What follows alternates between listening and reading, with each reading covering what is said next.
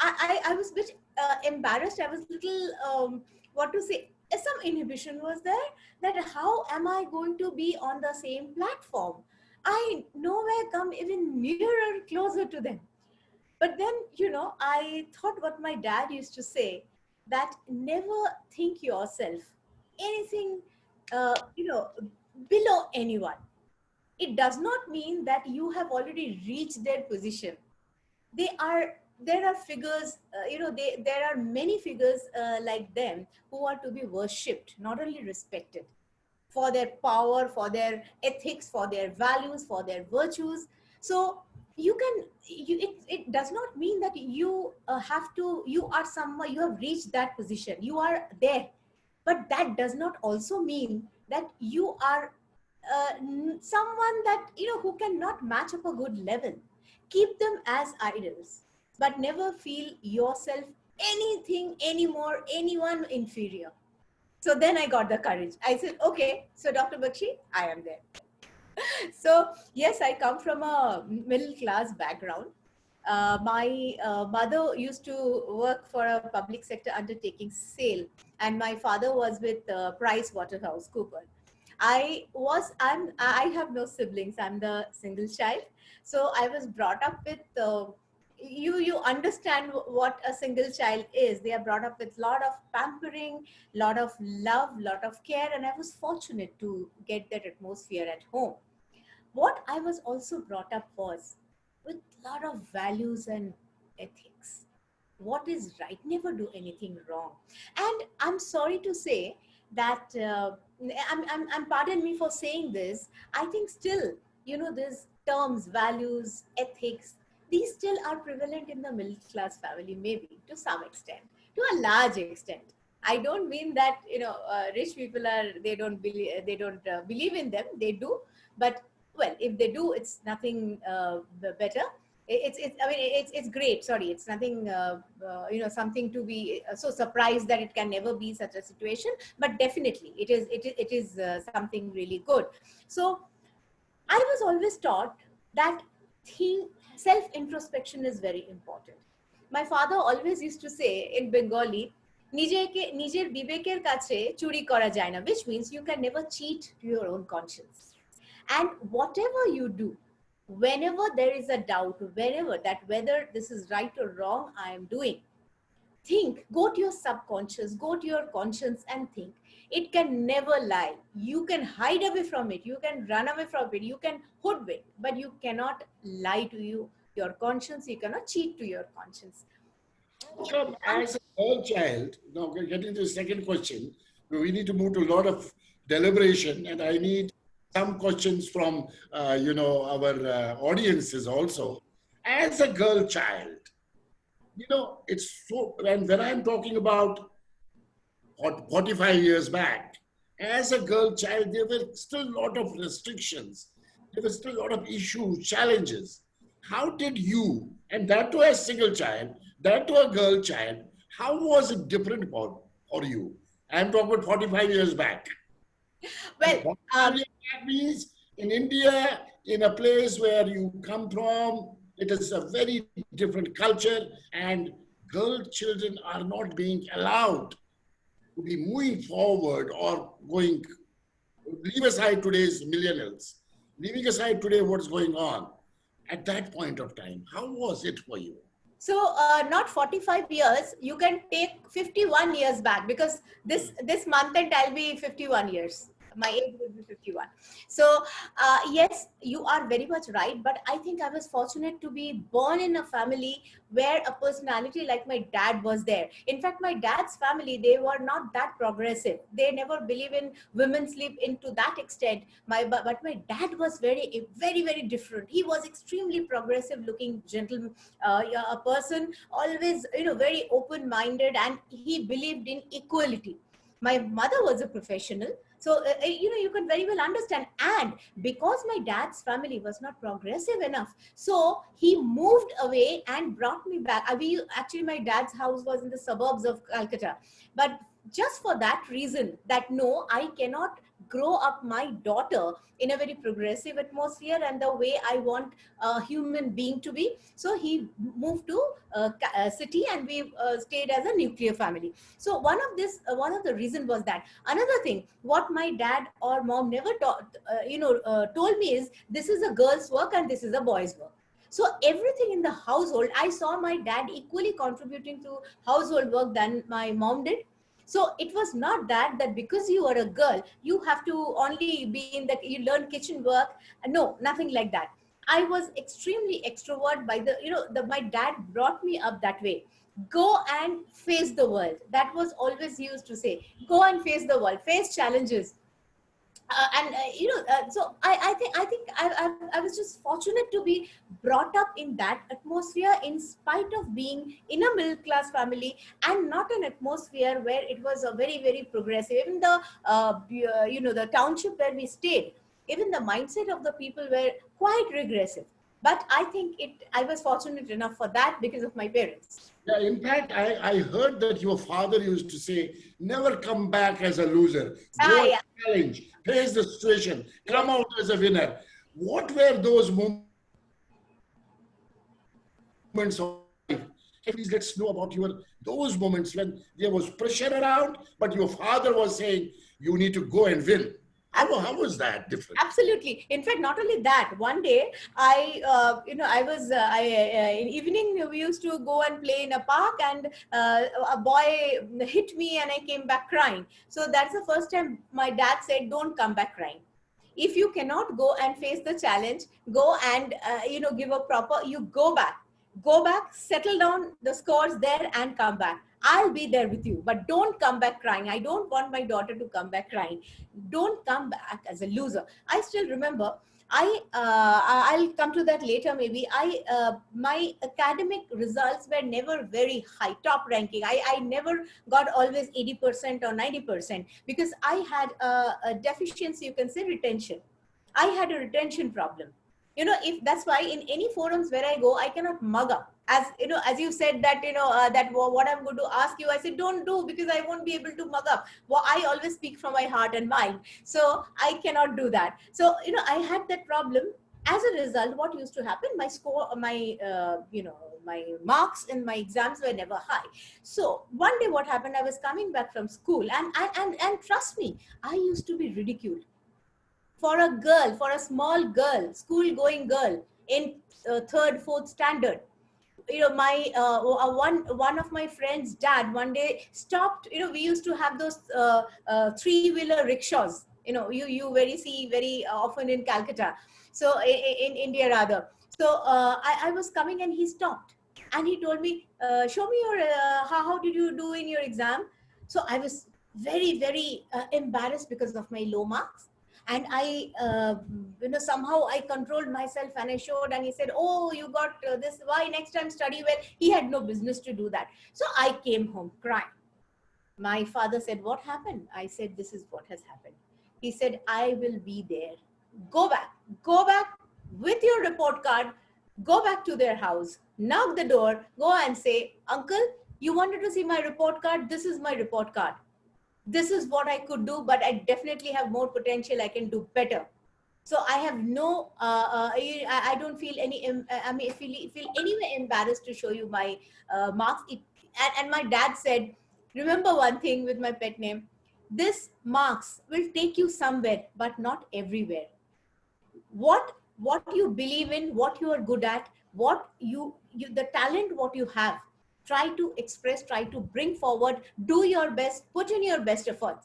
So don't feel bad, don't feel crying, don't feel anywhere, don't feel scared of people. If some, because there will be people, if you are now very small, when you grow up, you'll find this in every situation. We as professionals, we feel it. He told me at that time, in office, in your society, your neighbors, your relatives, there will be many such situations where you will really start feeling that, oh God, I'm of no good. Don't do that. Every individual is born with a particular set of good, your talent, and you're good, and your efforts, and you're good at something. explore that. You don't have to be a doctor to prove that you're the best. No, you Yes. don't have to. So these, one of those I think situations. Even when I was working, I had a bit of a very unpleasant situation at work when I used to work in Calcutta airport. So I was not married that time. So I came back and I was feeling very low. Of course, I was too grown up to come crying. So he said, "What happened?" Then I said that this is what has happened. My one of my our head of departments, they said this. So he said, "So what do you think? Did he say the right thing?" I said, "No, he did not say the right thing, but maybe he misunderstood me." So he said, "Go back tomorrow, knock his door and say, 'Sir, can I come in?' and go and talk it out. I'm sure he will understand. If he doesn't understand, does not really matter. If you think that you have done nothing wrong." So this is what I was born up with. Maybe that is the reason gave me all the strength to do whatever I could in my life. what kind of curiosity mindset you had, especially as a child, when you see the boys being given more priorities, more opportunities, more to achieve. Did you feel depressed at that point of time because the other gender is getting this? Because here we are talking about women power. How tough it has been for you and getting into women power. I want to see when in the same context at the school, at any of the happening, boys getting more opportunities and you are a little left behind. And was there a depression? Was there something going in your mind? Was there a curiosity? Why? Did you raise voice? Did you talk about it? I want to know about it. Uh, no, I was curious in the sense I used to feel that what is that a girl cannot do? Because the mindset was वो तो लड़का का काम है. That is what boys can do. This is what a girl can do. So I always used to feel, how is it so different that we cannot do something which a boy can do in studies? uh, okay, forget me, but in my other friends in my class, they were toppers. So it's not that they cannot do good in education. In sports, I was quite good, and on the fields in whatever games we used to play. So I always, in fact, I'll tell you one incident. One of my neighbors had two children, a girl and a boy. Very surprisingly, I used to feel that whenever the lady used to speak about the future of the children, she always used to speak about the son. He will grow up to he needs to grow up, he needs to get a job, he has to look after us. And I always used to feel what would happen to my parents then, because I don't have a son, so who would look after them? And that gave me sort of sort of some, what to say, very I became very hard, very obstinate about it, that I have to do something, I have to be independent, I have to take care of my parents, and I will prove the point that even a daughter can lead the family. So I'll tell you a small incident. One day, someone during the election time, the census comes to see how many. So one gentleman came. So he was taking the names. So he said that, so what is the head of the family's name? So I said, and I mean, trust me, I think I was about in seventh or something, seventh, yeah. So I said, what do you mean by head of the family? Then he said that, naturally he said that, your dad. I said, but why is dad the head of the family and why not my mom? So these were the questions which always came in my mind, and he got quite surprised. He said, okay. So he said, I said, in what way do you distinguish? Then he said, no, it's okay, you call your dad, I'll talk to him. I said, yes, but you tell me that why my mom cannot be the head of the family and my dad has to be the head of the family. So my dad came in, and of course then it went on a little lighter note. He said, my God, your daughter, she almost she was very angry with me. So my dad said, no, it's not that she is angry with me, but we always try to grow, we try to raise up raise her up in a way that she feels that girls are no less. So when I used to see my neighbor's house, I used to feel very sorry about it. But that in turn gave me more conviction, gave me, the will, a strong will to prove that yes, I can do it. But I used to feel very sad. In fact, of my, my parents' side, my father's side, as I told you, that they were not very progressive, coming from a sort of a like suburban background.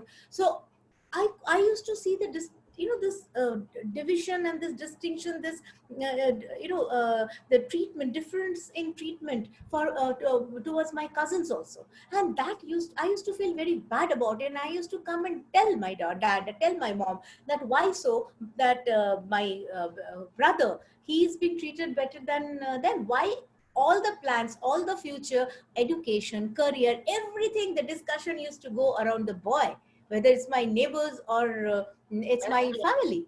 that's where I want to talk about it. Here is another question for you: that what kind of dream, irrespective of all these odds, which was as an environment, and what kind of dreams and aspirations you had built for yourself as a child?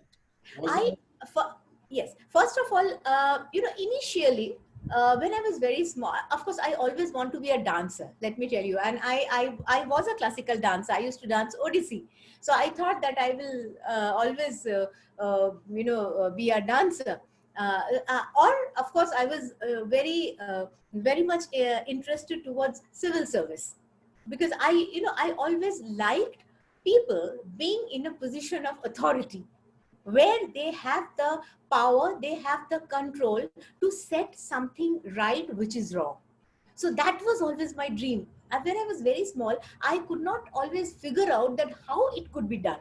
So I used to discuss with my father, and my father always also wanted me that I, appear for UPSC, because I wanted some job where something good can be done to the society, and some difference can be brought to the society. So these were my dreams. But yes, when I was very small, I could not figure it out how it could happen. But my dad used to tell me, you should do like this, you should do like this, you should do like this. And then the dream, it grew up. But anyway, any which ways, I could not do that. So what I always wanted to do is, and what I always did from the time I was a child, whatever I did with perfection.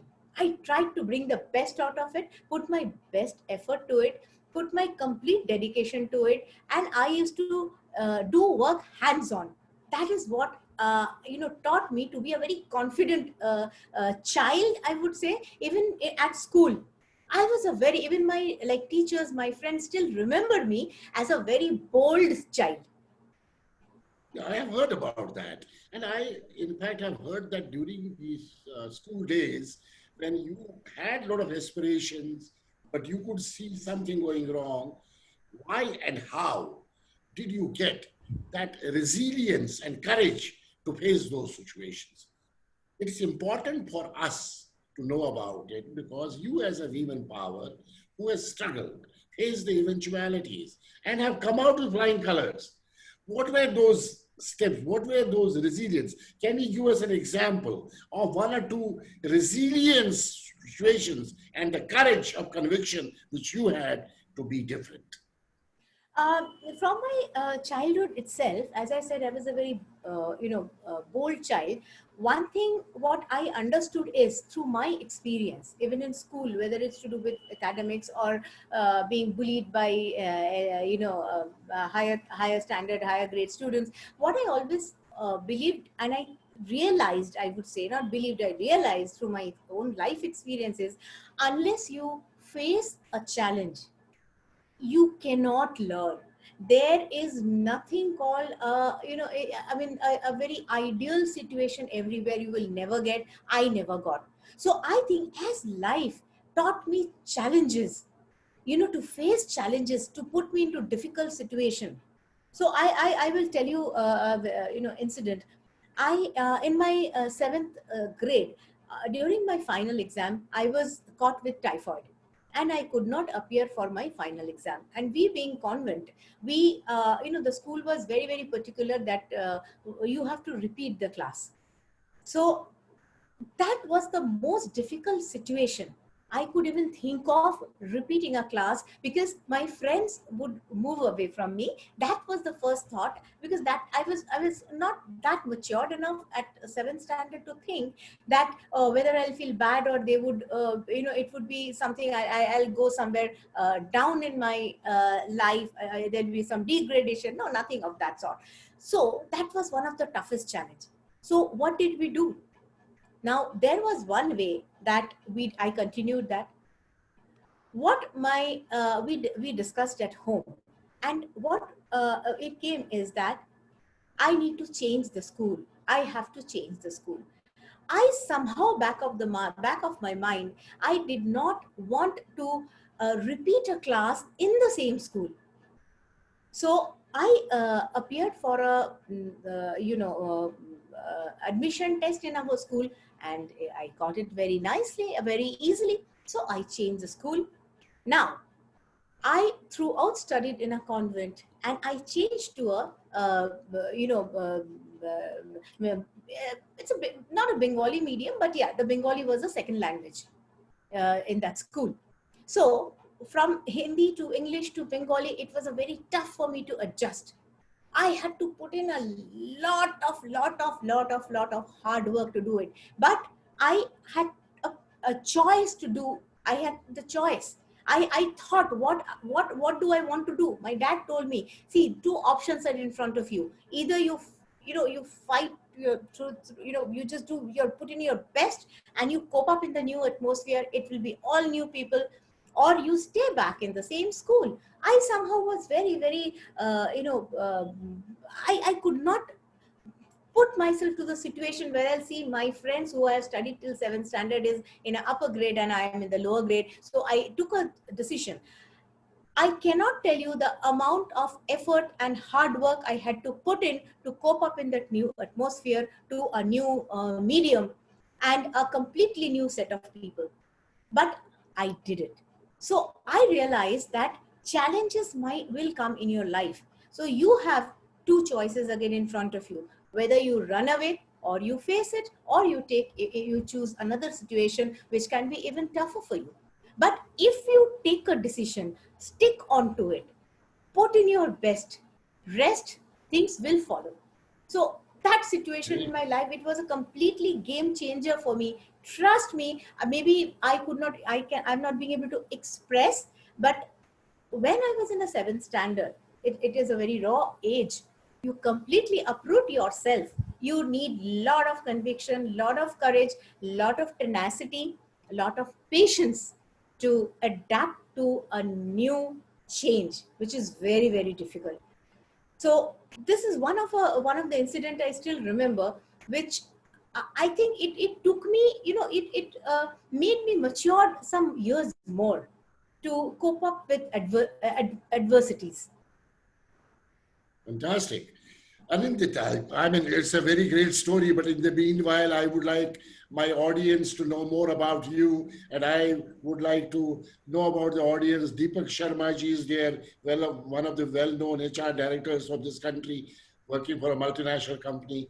I see Dr. Jaya Lakshmi there. I see In Narula, Thailand there. I see Jennifer from Malaysia there. I see Yon from Boston. She has gone to Lisbon these days. I see Manisha Dalab there. I see Pinky Patakji there. I see R.D.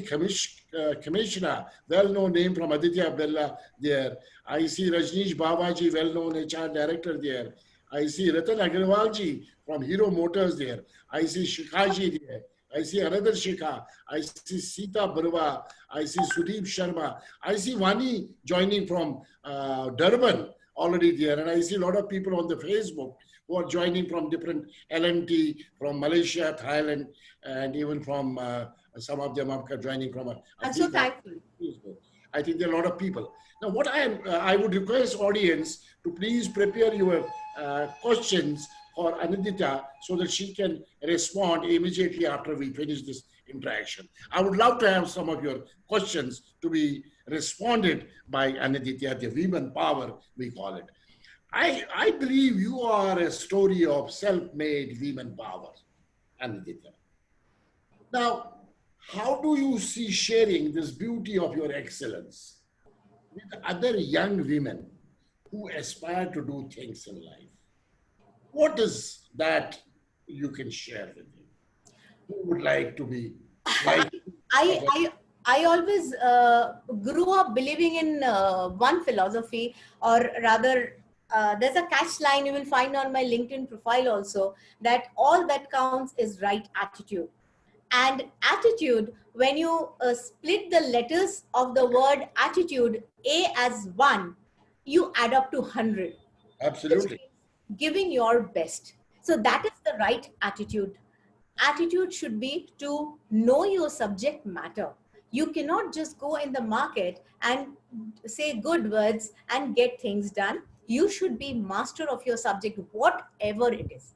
It does not really matter what it is, which subject you're pursuing, which field you went, which profession you have chosen.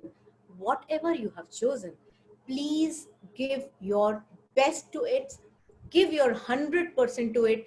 Try to learn work hands on.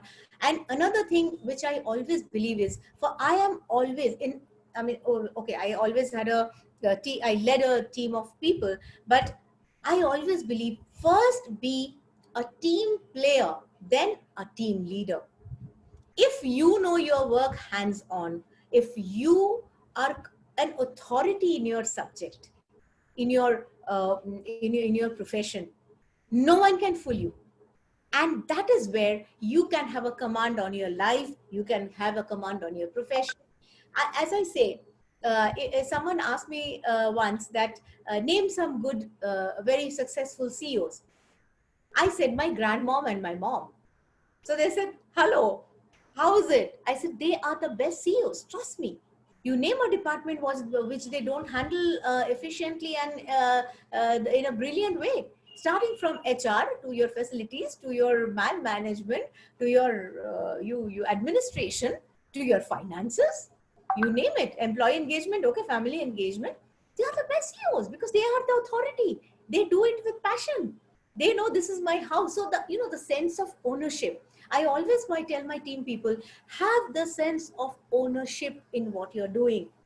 Don't think ये तो company का काम है. I will just come 9 to 5. I'll go deliver what I'm any project I've been giving. No, even if you're not from that department, you should know. As in your house, you know what is happening.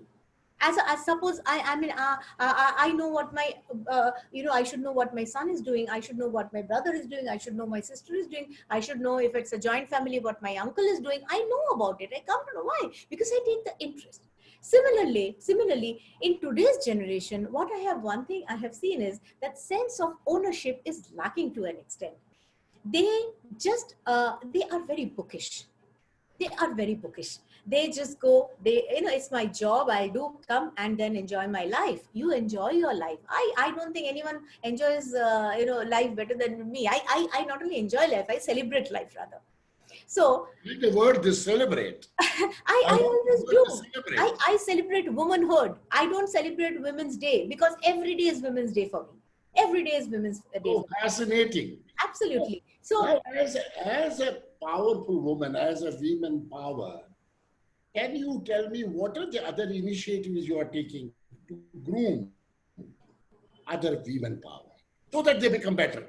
You see, yeah. because So the point is, your role now is to create powerful women who can excel in their family, in their profession, in their community, in their country, in the global world. You so see, as you're saying this, at recently times, I have been honored. It's an titled as an honorable woman because I oh, finished for so women power. so proud to hear that. Yeah. Congratulations. So I have been given a title of a women, honorable women, and I feel very honored to support women and women cause. So I want to know, how do you look at these women and how do you groom? What initiatives you are taking?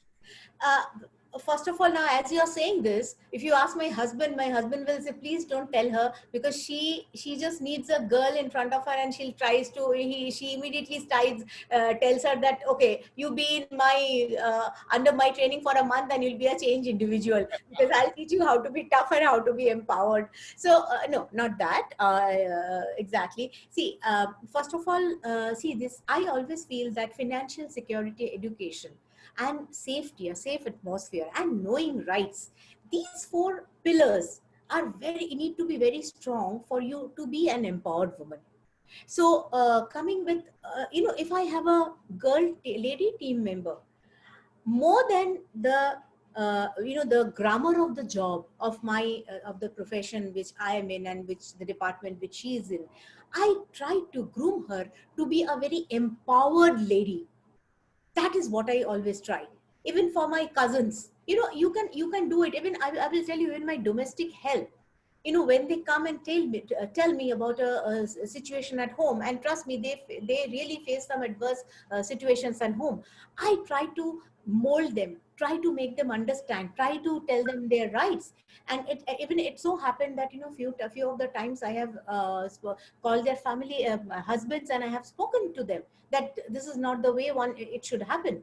In wherever I go to, I think I have gone around more than 50 some odd 55 odd seminars, speaking in colleges and schools, wherever I go.